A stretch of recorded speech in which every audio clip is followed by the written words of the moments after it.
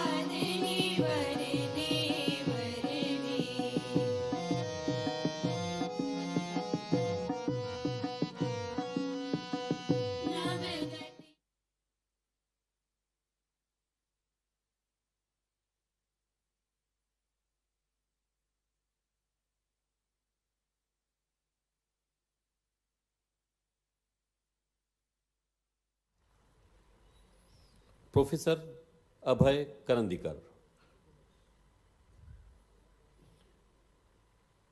आप सभी की बसती हुई करतल ध्वनि के बीच डॉक्टर शिव कुमार शर्मा जी का स्वागत करेंगी डॉक्टर रश्मि शर्मा।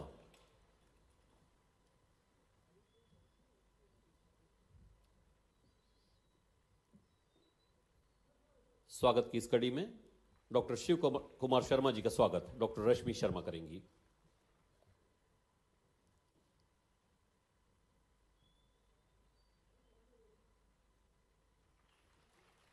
प्रोफेसर सुहास जोशी जी का स्वागत डॉक्टर अनिल कोठारी करेंगे। आप सभी की करतल ध्वनि बजती रहे, इसी प्रकार से हम इस स्वागत सम्मान में अपनी सहभागिता दिखा सकते हैं।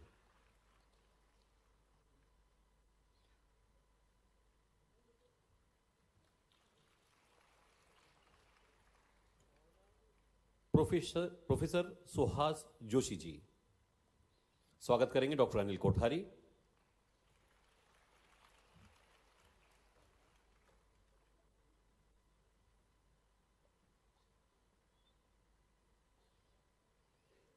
स्वागत की इस परंपरा को आगे बढ़ाते हुए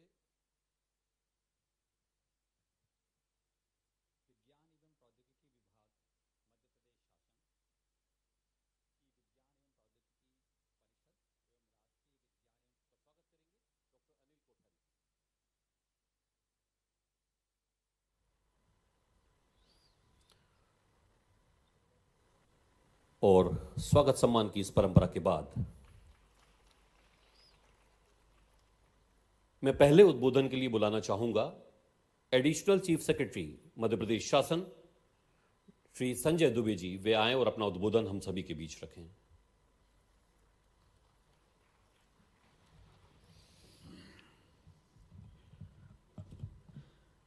विज्ञान एवं प्रौद्योगिकी विभाग मध्य प्रदेश शासन की विज्ञान एवं प्रौद्योगिकी परिषद एवं राष्ट्रीय विज्ञान एवं प्रौद्योगिकी संचार परिषद के संयुक्त तत्वाधान में आयोजित ये 31वें राष्ट्रीय बाल विज्ञान कांग्रेस का आज आयोजन यहाँ किया जा रहा है। इस आयोजन में देश के समस्त प्रदेशों से, गल्फ कंट्रीज से लगभग 700 विद्यार्थी और लगभग 200 से अधिक। सही बोल रहा हूँ ना? लेकिन ये समझ में नहीं आया कि ये परिक्रमा की शुरुआत का या समापन का जो समय मालूम पड़ना चाहिए। प्रकृति के अंदर कौन सा ऐसा जीव है जो रात को 12 बजे अपनी दिनचर्या चालू करता है? कैसे बदलता दिन 12 बजे रात में, समझ में ही नहीं आता है। आपको किसी को समझ में आता है क्या? 12 बजे दिन बदल गया, हम सब ताली बजाते हैं। 31 दिसंबर से 1 जनवरी की यात्रा की तरफ जाते हैं।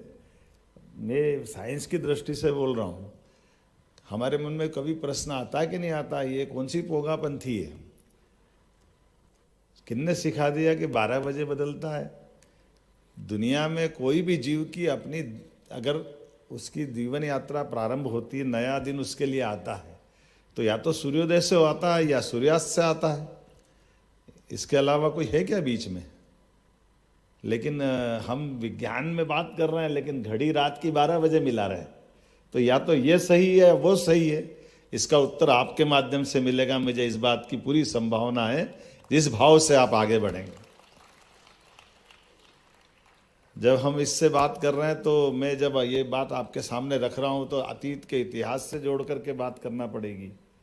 आज से 300 साल पहले तक दुनिया में समय की गणना करने के लिए भारत और आसपास के देश, हमारे समूचे एशिया के, और ये हमारा सौभाग्य भी है कि इस मामले में गल्फ कंट्री के लोग आए, वो भी हमसे जुड़े हुए हैं, वो भी सहमत इस बात से कि ये ग्रीनविच से समय का स्टैंडर्ड का तय होना, इसका कोई आधार कहीं कोई अभी तक तो मिला नहीं है।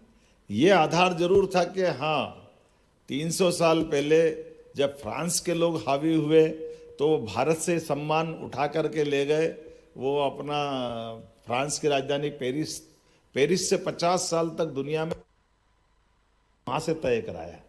और जब उनके बाद अंग्रेज हावी, तो नहीं, तुम में ये तो मान सम्मान हम ले जाएंगे, तो वो ग्रीनविच में ले गए। अब ग्रीनविच में जाने के बाद दुनिया में समय कहाँ से तय हो रहा है? ग्रीनविच से हो रहा है। लेकिन ये बात बताओ कि अगर अपन अब साइंस की दृष्टि से आते हैं कि हमारे पृथ्वी और कई कितने अच्छे संयोग भी है, हम अगर अपने आसपास में वो चीज़ देखें तो वो दिखाई भी देती है। जैसे पृथ्वी गोल है, इसको जानने समझने के लिए टेलीस्कोप और पता नहीं क्या क्या लगा, लेकिन हमारे यहाँ हिंदी में पहले से ही भूगोल बोल रहे हैं, और भूगोल बोलते ही पृथ्वी गोल है अपने आप दिख रही कि नहीं दिख रही, ये ध्यान में आ रहा कि नहीं आ रहा है? गैलीलियो ने टेलीस्कोप के माध्यम से ग्रह दिखाए, मान लिया, दिख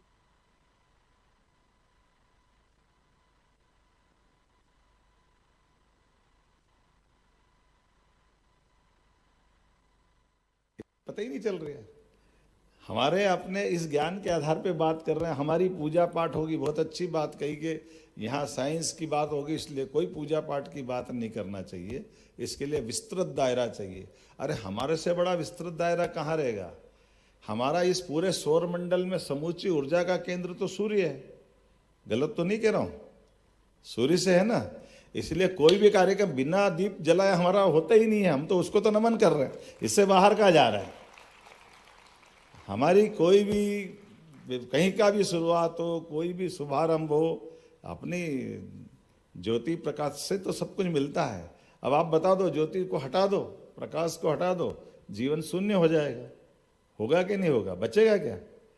तो ये जो हमारे प्राचीन संबंध भी है, जो हमारे ये रिश्ते हैं, इस रिश्ते को सबके बीच में ले जाने की जरूरत है, उस तरह से भविष्य की संभावनाओं को लेकर। और हम तो और सौभाग्यशाली, लोकतंत्र के माध्यम से गौरवान्वित वाला क्षण कितना अच्छा लगता है जब इस देश में कई प्रश्न खड़े हुए, उन प्रश्नों के उत्तर ढूंढने के लिए राजनेता भी आए। और हमारे यशस्वी प्रधानमंत्री पहले जो आए, लाल बहादुर शास्त्री, जब उनने उस समय हमारे बीच आहार क्रांति की बात तो अभी हो रही है, उस समय तो खाने के लाले पड़ रहे थे क्योंकि भोजन का अकाल पड़ गया। तो सप्ताह में एक दिन उपवास करके रास्ता निकाला, लेकिन उन्होंने कहा जय जवान जय किसान। यह लाल बहादुर शास्त्री ने नारा दिया। एक तरह से वो हमारे लिए उस समय की आवश्यकता थी जब किसानों को हमने अपने अन्नदाताओं का मान सम्मान बढ़ाया। और अटल बिहारी वाजपेयी का समय आया तो उन्होंने कहा जय विज्ञान, एक शब्द उसमें जोड़ करके हमारे लिए वो मान सम्मान दिलाया, जिसके लिए उस समय परमाणु से संबंधित कोई खोज को लेकर के हमारे लिए सब प्रकार के प्रतिबंध थे। और अटल जी ये क्या जोरदार आदमी थे, सब प्रतिबंध लगा दिए और तमाम प्रकार के ऊपर से भी, उधर से भी, उधर से भी। लेकिन अब्दुल कलाम किस भेष में गए थे सबको मालूम है। अगर हमको हमारी रिसर्च पे ध्यान देना है, और क्या फटाके फूटे, आनंद आया दिवाली जैसा। एक बम फोड़ा, अमेरिका तिलमिला, ये क्या करो, ये क्या करो, दूसरा फोड़ दिया, एक और बाकी रह गया। उन्होंने कहा हम प्रतिबंध लगा देंगे, तो तीसरा फोड़ दिया, ये हो ही नहीं सकता तो चौथा और पांचवा फोड़ दिया। ये हमारी क्षमता